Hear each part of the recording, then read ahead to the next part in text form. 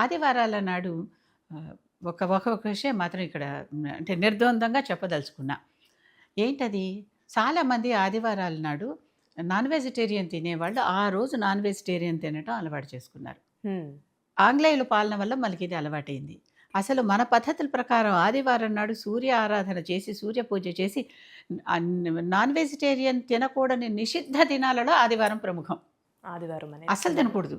మనకి ఆదివారం నాడు గుడికి వెళ్ళి అర్చన చేసుకొని, ఆ రోజు సూర్యుడిని ఆరాధిస్తే ఆరోగ్యం. ఎవరికైనా కావాల్సింది అదే కదా! అదే. ఆయుష్యం, ఆరోగ్యం. అలాంటిది లేకుండా ఆదివారం నాడు నాన్ వెజిటేరియన్ తింటే మనకవి రావు. మనకున్న పురాతన సంప్రదాయాల నుంచి అంటే సనాతన ధర్మంలో ఉన్నటువంటి కొన్ని ఆరోగ్య సూత్రాలు అప్పుడెప్పుడు ఎవరు ఇన్నిన్ని మొదలుపెట్టినట్టుగా కనిపించవు. ఇన్నిన్ని ఆపరేషన్‌లు ఉన్నట్టుగా. అవునా? అవును.